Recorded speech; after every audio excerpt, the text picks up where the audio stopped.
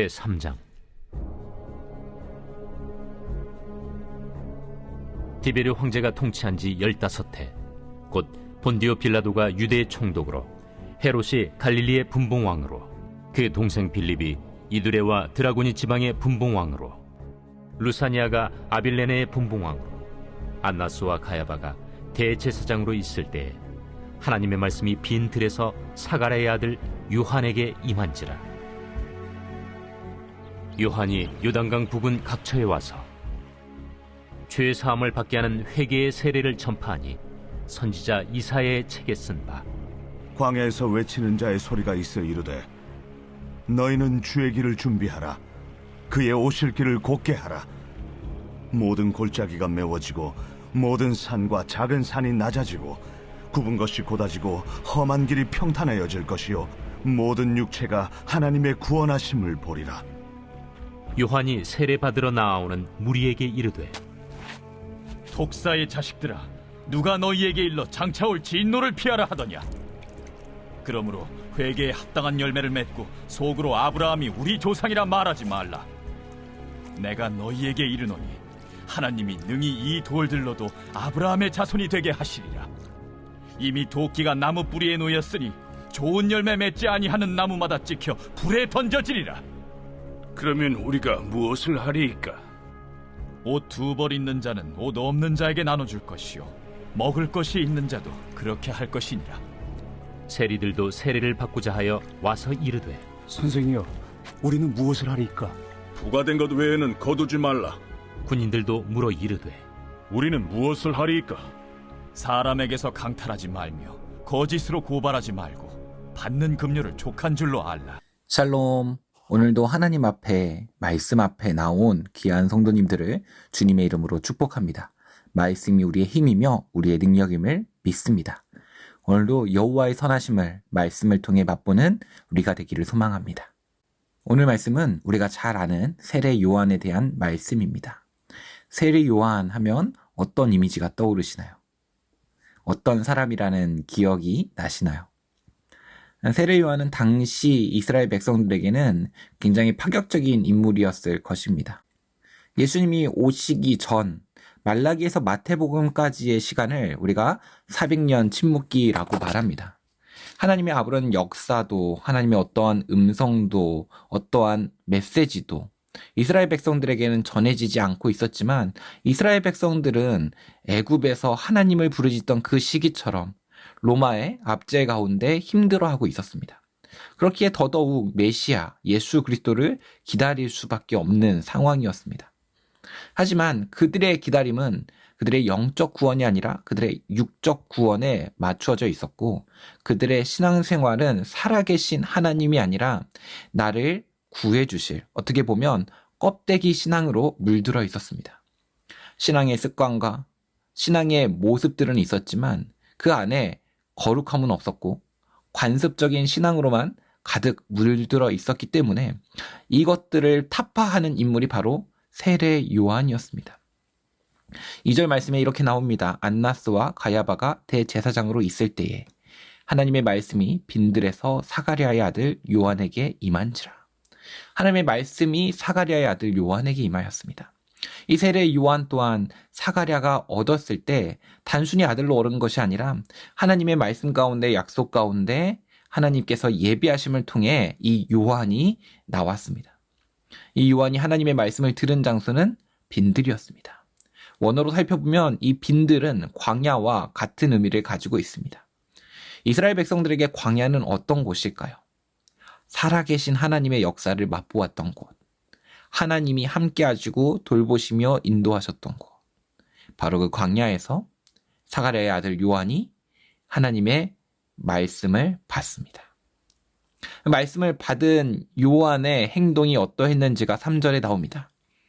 요한이 요단강 북은 각처에 와서 죄사함을 받게 하는 회개의 세례를 전파하니. 어떤 세례요?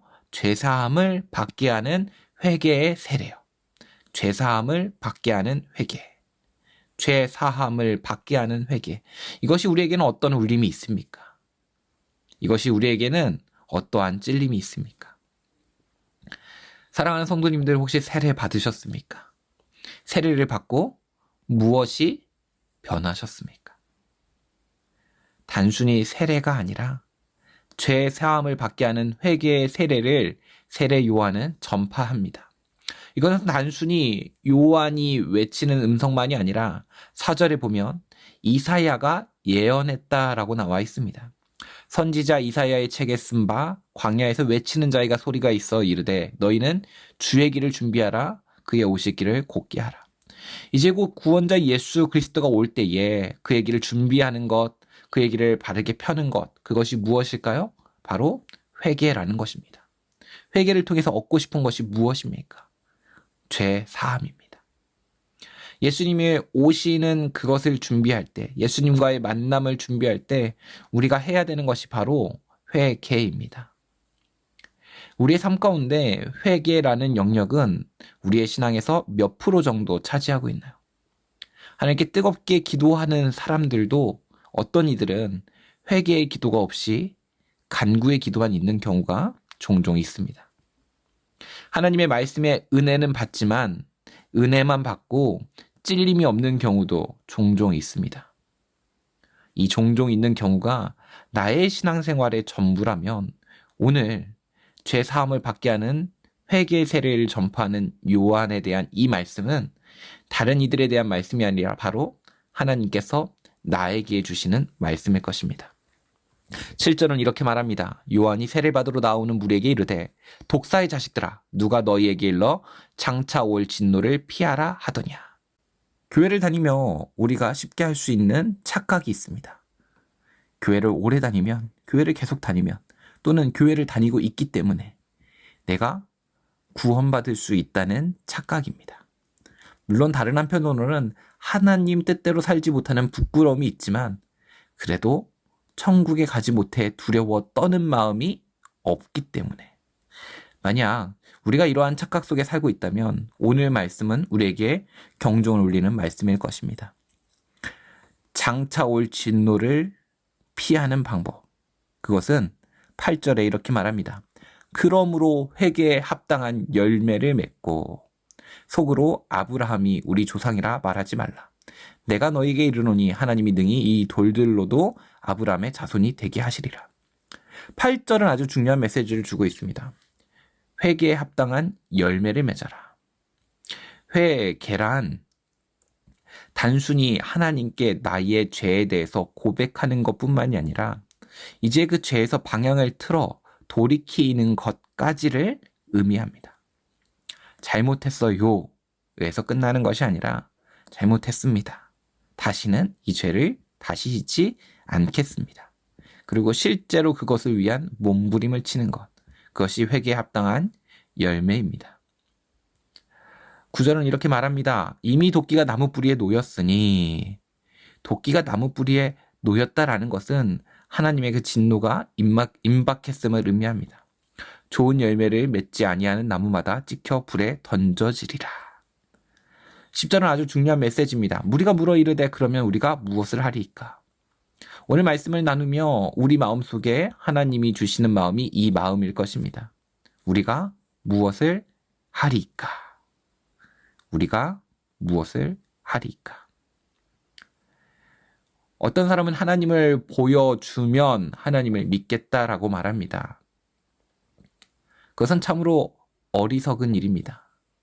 왜냐하면 장작에 불을 붙여야 뜨거워질 텐데 뜨거워지면 불을 붙이겠다라고 말하는 것과 같기 때문입니다. 하나님과의 관계가 어려워지면, 죄로 인해 하나님과의 관계가 멀어지면 우리는 하나님과 관계가 회복되면 그때 회개하겠다라는 마음이 들 수 있습니다. 하지만 하나님과 회복하고 싶을 때 우리가 해야 되는 첫 번째가 바로 회개입니다. 사람과 사람 사이에도 마음이 상하고 서로에게 상처를 주었을 때 먼저 사과를 해야지만 관계가 회복될 수 있듯이 죄로 인해 하나님과 멀어진 우리 마음속에 가장 먼저 필요한 것은 다른 그 어떤 애씀이 아니라 간절한 기도가 아니라 성경 일독이 아니라 회개입니다.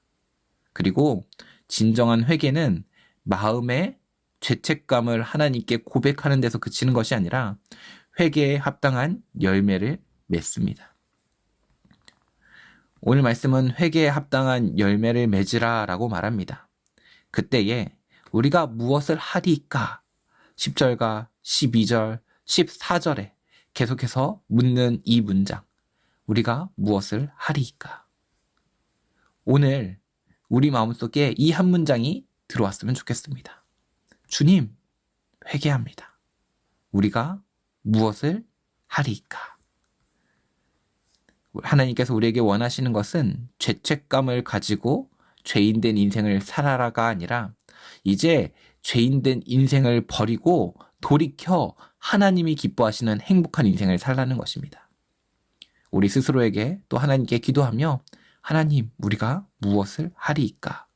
묻게 되는 모든 주님의 성도님들 되시기를 소망합니다. 함께 기도하겠습니다. 은혜가 풍성하신 하나님 감사합니다. 아무 자격도 없는 우리를 너무나 사랑하셔서 하나님의 하나뿐인 아들인 예수 그리스도를 우리에게 보내주시고 또 그 보내심을 통하여 죄인인 우리가 죄사함을 얻게 하셨습니다. 우리는 지금도 현생 가운데 하나님을 그저 우리에게 복을 주시는 복주머니처럼 여기고 있다면 오늘 세례 요한을 통해 주신 죄사함을 받는 회개의 세례를 받게 하시고 또 우리 마음속에 진심으로 진정으로 회개하는 마음을 주셔서 회개에 합당한 열매를 맺게 하여 주시옵소서. 주님, 우리가 기도할 때에 우리가 무엇을 해야 할지 알려주시고 깨닫게 하시며 그것들을 우리 삶 가운데 실천하며 실현하며 살아가게 하시고 이를 통하여 오늘도 하나님을 만나고 동행하는 인생 되게 하여 주시옵소서. 감사드리며 우리 주 예수 그리스도의 이름으로 기도드립니다. 아멘.